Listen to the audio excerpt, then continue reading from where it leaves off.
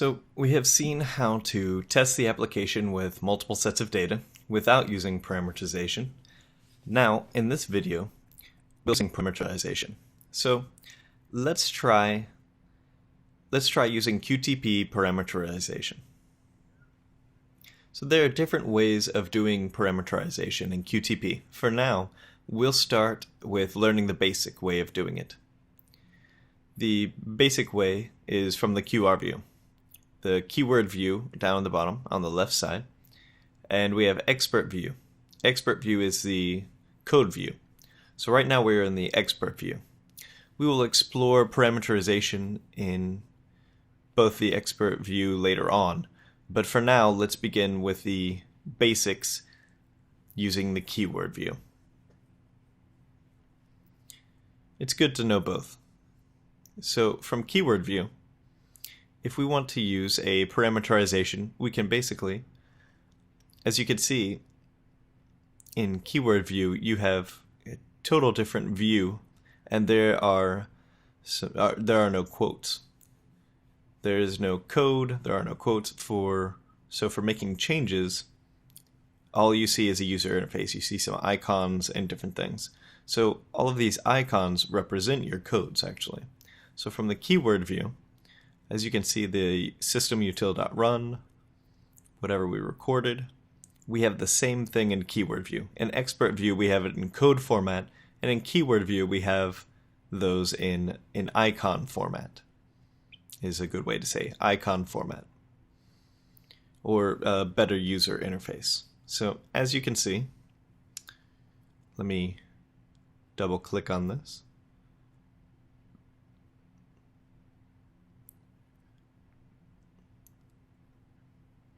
So from here, let's find at what point we have inserted or entered some text into the email and password field. So from here, if I double click on search, from the right hand side, if I double click, then I will see some more drop downs, some sub options that come up. Then if I double click on the welcome to Facebook, which is the Facebook welcome page, now I can see the email and the password, right? If you don't find this email and password, just keep double clicking on this stuff on the right hand side, and at some point you will find this email and password. There's no set rule for where it is and how it'll be recorded when you record it. So as you can see, this email and this password. So under the Facebook,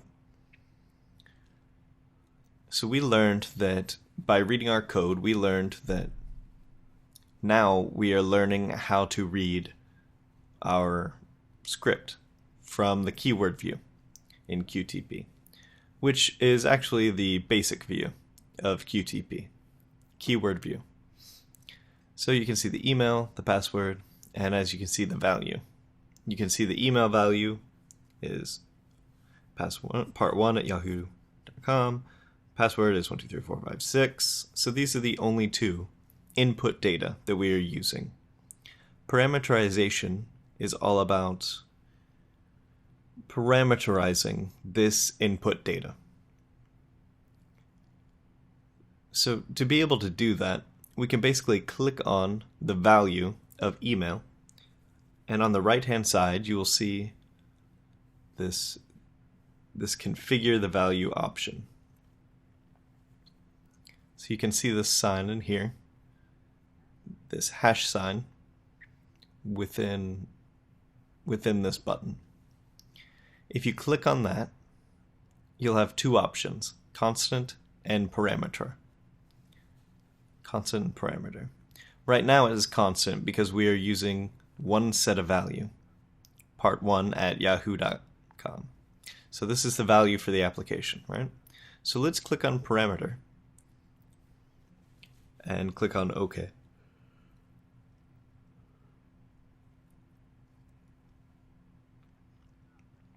Now let's do the same for the password field.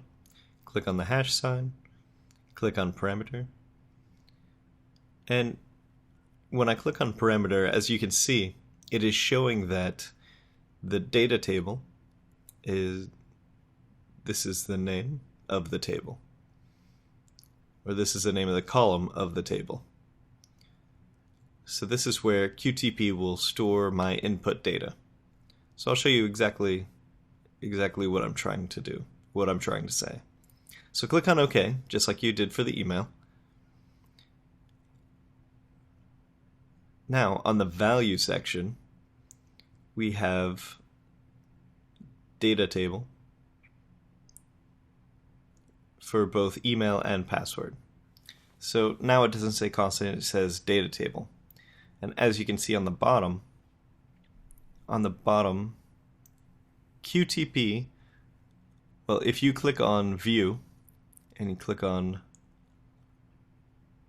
Data Table, you'll see the QTP data table on the bottom. So this is a QTP data table on the bottom, you can see here. Switch it up. So if you click on the data table and you drag it up on the top, you'll see the data table. Now, as you can see, you have one column got generated in QTP data table, and that column is called ptext. And the value of ptext is part1@yahoo.com. So that means that QTP is storing my input value into this table, into this data table. And now I can use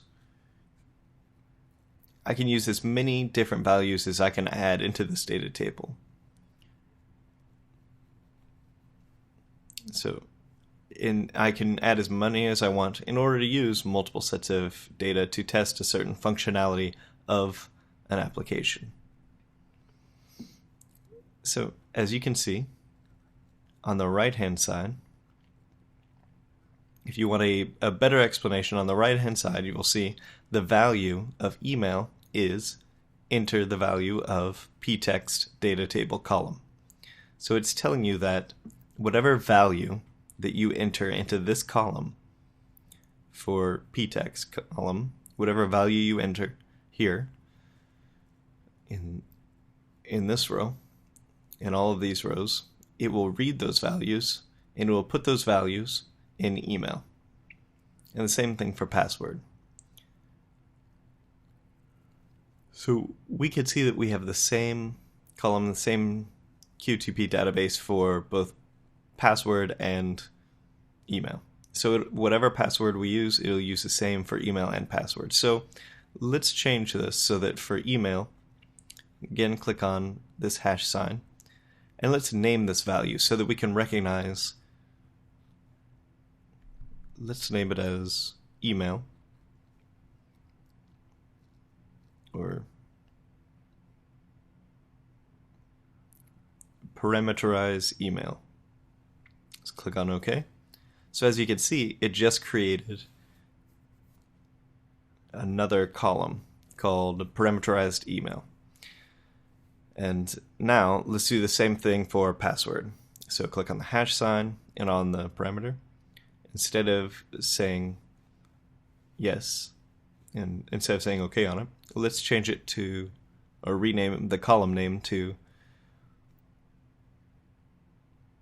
parameterized password. So now we have two new columns that got generated. One is parameterized email, one is parameterized password. Now at this point, whatever values we put here, it will take those values and it will put those values into the email box of login and the password box of the login ID. So in the next video, let's start using multiple sets of data and value.